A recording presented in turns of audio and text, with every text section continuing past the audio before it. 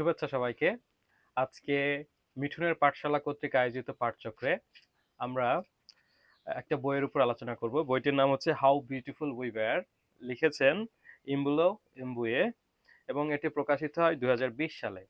বইটিতে মূলত প্রকাশ পেয়েছে একটা যে কলোনিয়াল পিরিয়ড এবং নিও কলোনিয়াল যে সমসাময়িক যে পরিবেশগত সমস্যাগুলো তৈরি হয়েছে এই বিষয়গুলো নিয়ে মূলত বইটি লেখা হয়েছে।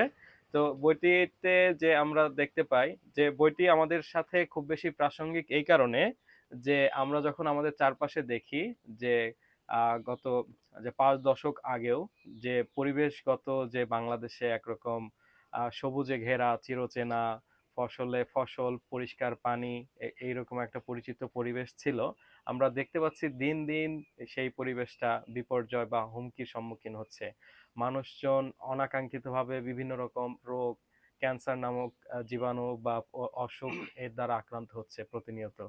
এবং যে এই রকম একটা পরিস্থিতির পেছনে যে প্রভাবক হিসেবে গুরুত্বপূর্ণ ভূমিকা পালন করছে যে আমাদের যে অতি আহ আধুনিকায়ন, এর পেছনে যেসব উৎপাদন এর সাথে জড়িত যেসব প্রতিষ্ঠান রয়েছে সেইগুলো আমরা এই বইয়ের মাধ্যমে তাই জানতে পারবো। আমরা যদি বইয়ের মধ্যে শুরু করি, বইটাতে ফোকাস করে যে এখানে আমরা দেখতে পাই যে প্রথমেই যে চ্যাপ্টারটা রয়েছে এটাতেই মূলত বই কি সম্পর্কে আছে এর পুরো একটা ধারণা পাওয়া যায়।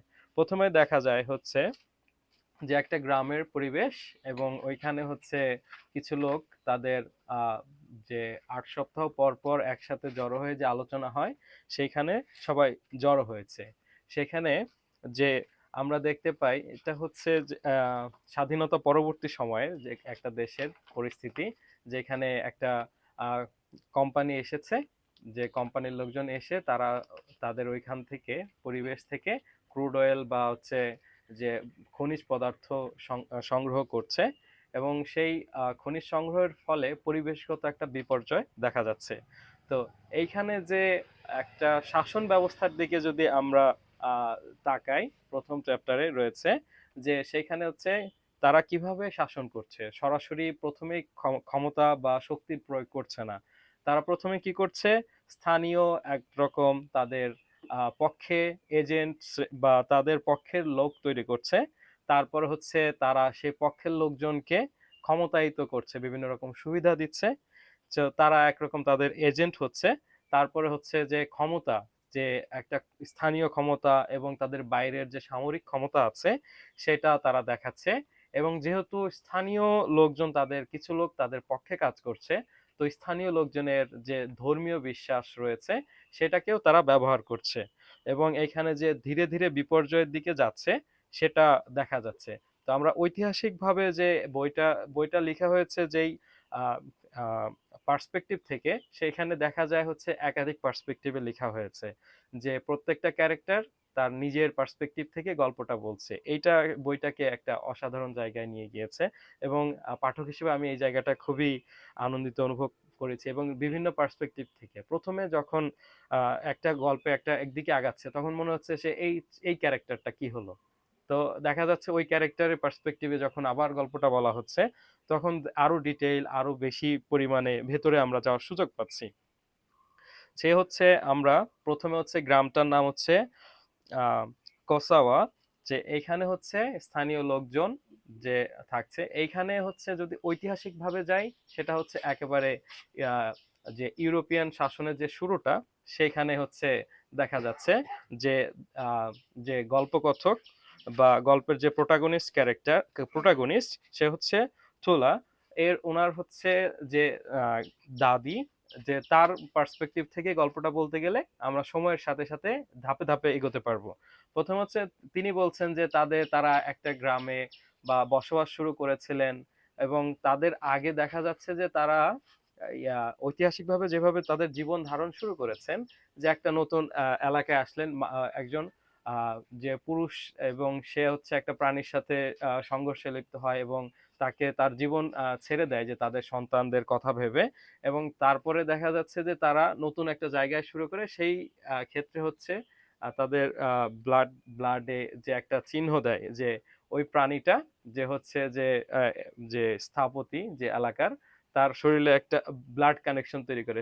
সেই প্রাণীটা তার গায়ে একটা আঘাত করে, রক্ত বের হয় এবং হচ্ছে ওই প্রাণীটারও সাথে একটা ব্লাড কানেকশন তৈরি হয় এবং তারা ওইটাকে ঐতিহ্যগতভাবে দেখে এবং তারা ওইভাবে আর কি একটা নতুন বসতি স্থাপন করে। তো ভালোভাবেই তাদের জীবন যাচ্ছিল, কিন্তু দেখা গেল হচ্ছে এক পর্যায়ে হচ্ছে ইউরোপ থেকে দুজন লোক খুবই বন্ধুসুলভ হিসেবে গেল এবং তারা হচ্ছে খুবই বন্ধু হিসেবে নিল, তাদের আপ্যায়ন করলো এবং তাদের সাথে যে তাদের যে আইডিয়া যে এবং যে ধর্মীয় দিক সবগুলো নিয়ে পরিচয় করায় যে তাদের ক্ষেত্রে। তারপরে হচ্ছে আস্তে আস্তে ওই এলাকাটায় তারা হচ্ছে প্রভাবশালী হতে শুরু করে এবং তারা আস্তে আস্তে স্থানীয় যারা তাদেরকে ক্ষমতা থেকে ক্ষমতাচ্যুত করে নিজেরা সবটা দখল করে নেয় এবং ব্যবসায়িক কাজে ব্যবহার করে। এ হচ্ছে যে আহ, ওই যে কলোনিয়াল ইতিহাসের দিক থেকে। এবং নিউ কলোনিয়াল সময়ে দেখা যায় একই রকম ভাবে এগোচ্ছে এবং এটার যে রূপ পাল্টিয়েছে, যে খোলস খোলস বদলিয়েছে, কিন্তু ভেতরটা ঠিক একই রকম আছে।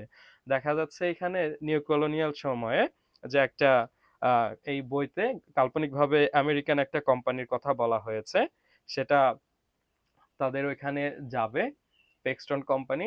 তারা হচ্ছে তারা শুরুতে যায়, যাওয়ার পরে হচ্ছে ওইখান থেকে দেখে তারা খনিজ পদার্থ সংগ্রহ করার মতো তারা জায়গা পায়। তারপরে তারা ধীরে ধীরে ওইখান থেকে খনিজ পদার্থ সংগ্রহ করা শুরু করে এবং এখানে যেটা গুরুত্বপূর্ণ, তা বাইরে থেকে সমস্ত ধরনের লোকজন নিয়ে যায় এবং স্থানীয় লোকজনকে তাদের কোনো ধরনের যে কর্মসংস্থানের ব্যবস্থা করে না।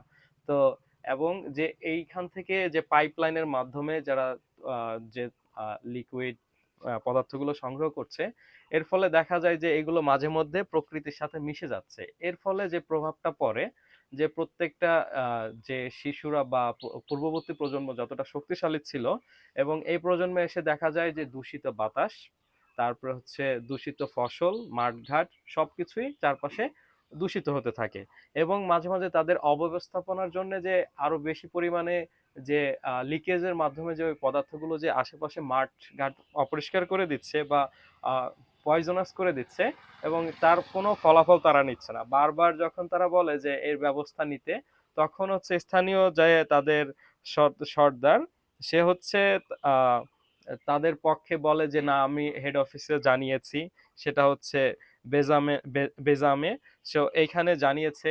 তো তারপরেও তারা বলে বারবার, কিন্তু আসলে কোনো কাজ হয় না এবং দেখা যায় হচ্ছে এর ফলে শিশুরা যে জন্ম হচ্ছে, শিশুদের যে একটা কফ জাতীয় প্রভাব তৈরি হয় এবং তারপরে হচ্ছে ওইটা থেকে আস্তে আস্তে ক্যান্সার বা এই যে মরণঘাতী যে অসুখগুলো হয়, তার ফলে যে মারা যাচ্ছে। এবং তার পাশেই যেখানে হচ্ছে যেখান থেকে একটা শহরের মতো গড়ে ওঠে, যেখানে হচ্ছে শ্রমিক শ্রেণী যে তাদের পক্ষের যারা লোক তারা কাজ করে, সেটা হচ্ছে গার্ডেন নাম। সেখানে দেখা যায় শুরুর দিকে তারা হচ্ছে যারা যারা কাজ করে তাদের জন্য ইটের বা হচ্ছে কংক্রিটের যে বিল্ডিং গুলো দিয়ে দেওয়া হয় এবং তাদের পরিবার সহ থাকতে থাকতে দেওয়া হয় এবং অসুস্থ হলে চিকিৎসার ব্যবস্থা করা হয় এবং এই চিকিৎসাতে তারা হচ্ছে মোটামুটি তাদের সন্তানরা যারা থাকে মোটামুটি অনেকদিন যাবৎ সুস্থ থাকে, তুলনামূলকভাবে যে আমাদের যে কাসাওয়া গ্রামে যেটা হচ্ছে যে শিশুরা মারা যাচ্ছে, যে এটার ফলে ভিকটিম হচ্ছে। কিন্তু দেখা যাচ্ছে যে ওই এলাকাটা কিন্তু যে এইভাবে চলতে থাকে। তারপরে হচ্ছে একটা যখন এইরকম ভাবে ডমিনেশন হচ্ছে, তারপরে হচ্ছে মানুষজন পিসফুলি হচ্ছে এটা সমাধান করার চেষ্টা করে, যখন তাদের স্থানীয় সর্দার বা হচ্ছে যিনি আহ, তাদের প্রতিনিধি, সে যখন কাজ করছে না, তখন হচ্ছে কিছু লোক, একজন লোক হচ্ছে আহ, তিনি হচ্ছে মালাবো, এবং তিনি তার আরো কিছু লোকজন সংগ্রহ করে 4-5 জন নিয়ে প্রথমে যায় যে শহরে, যে বেজাম ওই এলাকায় গিয়ে প্রথমে হচ্ছে চায় হচ্ছে যে তাদেরকে জানাতে যে আমাদের এই এই সমস্যা হচ্ছে এবং এই আমাদের এইভাবে সমাধান করা দরকার, যে আপনারা যদি একটু দেখতেন যে আমাদের কতগুলো সন্তান মারা যাচ্ছে, কি পরিমাণে। কিন্তু দেখা যাচ্ছে যে তারা যে যায় আর কখনো ফিরে আসে না। তো প্রথম যে পিসফুল একটা চেষ্টা, সেটা প্রথমে ব্যর্থ হলো। তারপরে হচ্ছে দ্বিতীয় ধাপ হচ্ছে তাদের যে এটা সমাধানের জন্য আরেকটু সহিংসতার দিকে আগায়। তো একবার হচ্ছে ব্যর্থভাবে হচ্ছে স্থানীয় যে তাদের যে প্রতিনিধি বা সর্দার, যে হচ্ছে ওই কোম্পানি থেকে অনেক টাকা পেয়ে, যে আরাম-আয়েশের জীবন পেয়ে সে হচ্ছে খুব ভালো সময় কাটাচ্ছিল। তার সন্তানকে শহরে পাঠিয়েছে। তারা আবার গাড়িতে যাতায়াত করে। তো তাকে হচ্ছে তারা স্থানীয়রা এবং কোম্পানির লোকজন সহ যারা হচ্ছে যে আহ, করে হোস্টেস করে এবং তাকে তুলে নিয়ে ঘরে রাখে এবং তাদেরকে বিভিন্ন অনেক দিন ধরে আটকে রাখে। তারপরে যে তারা যে ভয়টা দেখাচ্ছিল যে সেনা আসবে, তো প্রথমে হচ্ছে দেখা যায় 2 জন সেনা আসে এবং তারা শুনতে শুনতে পায় যে তারা চলে গিয়েছে, কোনো রকম করে না। মানে তারা ওইরকম কোনো অস্তিত্ব পায় না যে সহিংস বা তাদেরকে তুলে ধরা হয়েছে। এবং এখানে এইভাবে প্রথম দ্বিতীয় ধাপ গেল, তাতে খুব বেশি সমাধান হয় না। তারপরে হচ্ছে তৃতীয় ধাপ বা এভাবে এগোতে এগোতে আরো একটু সহিংসতা, একদিকে হচ্ছে সহিংসতার দিকে যায়, আরেকদিকে হচ্ছে শিক্ষার দিকে এগোতে চেষ্টা করে আমাদের যে প্রোটাগনিস্ট, যে থুলা, তাকে হচ্ছে মূলত শিক্ষার জন্য পাঠানো হয়। সে হচ্ছে আমেরিকাতে শিক্ষা পড়ালেখা করতে যায়। সেখানে তারা হচ্ছে সাংবাদিক এর সাথে পরিচিত হয়। স্থানীয়ভাবে তারা তাদের যে পরিবেশগত বিপর্যয়টা হচ্ছে স্থানীয়ভাবে জানায় এবং আন্তর্জাতিকভাবে জানানোর চেষ্টা করতে শুরু করে। এইভাবে হচ্ছে তারা একদিকে এগোতে থাকে, আরেকদিকে হচ্ছে স্থানীয়ভাবে লোকজন ধীরে ধীরে, যারা ইয়াং জেনারেশন যে হচ্ছে যারা ভিকটিম হচ্ছে, তারা আস্তে আস্তে সহিংসতার দিকে যেতে থাকে। এবং তারা এক পর্যায়ে তারাও দেখা যায় যখন হচ্ছে সেনারা যে তাদের যে আহ, তাদের উপর যে অত্যাচারগুলো করে এবং তারাও হচ্ছে তার প্রতিরোধ হিসেবে অস্ত্র দ্বারা সেনাদের বিরুদ্ধে প্রতিরোধ গড়ে তোলে। সেনাদের অত্যাচার বলতে তো কয়েক ধরনের অত্যাচার তো হয়। প্রথমত সরাসরি হত্যা এবং মানসিক মনোবল ভাঙার জন্য যে তাদের যে যে ধর্ষণ বা এই জাতীয় যে প্র্যাকটিস গুলো আছে, সেটাও দেখা যায় এখানে খুবই প্রাসঙ্গিকভাবে তুলে ধরেছে। এবং তারপরে এই মুভমেন্টটা চলতে থাকে। এক পর্যায়ে হচ্ছে কোম্পানিকে যেহেতু সবার সামনে তুলে ধরা হয়, কিন্তু যে কোম্পানি হচ্ছে তাদের পক্ষে শেষ পর্যন্ত হচ্ছে যে শিক্ষা যারা হচ্ছে শিশু আছে তাদের জন্য স্কলারশিপের ব্যবস্থা করে এবং নতুন একটা জায়গায় বসবাস করার সুযোগ দেয়। কিন্তু এই সাথে দেখা যাচ্ছে মানুষজন তাদের যে একটা ঐতিহ্যগত বৈশিষ্ট্য যে এলাকা, ওইটা থেকে কিছু লোককে সরে যেতে হয় যে নতুন ভালো জীবনের আশায়। এবং যে সকল শিক্ষার্থীরা বা সন্তানরা বাইরে পড়ার সুযোগ পায়, তারাও দেখে যে শেষ পর্যন্ত যে এই জ্বালানি তেল তেল এটা লাগছেই। মানে এটা এবং আলটিমেটলি যে পরিবেশগত ভাবে যে এই তেলটার তারা সবাই চায় হচ্ছে যে ক্ষতিটা কমাতে, কিন্তু যে এর সমাধান যেটা সেই সমাধানটা আসলে হয় না। যে শেষ পর্যন্ত বলা হচ্ছে সমাধান আসবে, হয়তো আরো 1000 বছর এরকম আমাদের এই জ্বালানির ব্যবস্থার মধ্যে দিয়ে যেতে হবে। তারপর হয়তো আরেকটা অল্টারনেটিভ কোনো মানে পথ আসবে যেখানে হচ্ছে জ্বালানি ব্যবহার করা লাগবে না। এবং যে যে শহরটা গার্ডেনে দেখা যায় যে যারা হচ্ছে খুব ভালো পর্যায়ে ছিল, যে টাকা পাচ্ছে, যে এবং ভালো খাবার নিতে পারছে, যে স্থানীয় পয়জনাস যে পানিগুলো আছে, পানীয় ফল এগুলো কিনতে হচ্ছে না, তারা ভালো ভালো যে এই পাচ্ছে। কিন্তু দেখা যায় এক পর্যায়ে যে শুধুমাত্র বাতাসের কারণে যে তাদের সন্তানরাও আহত হতে থাকে এবং মারা যেতে থাকে।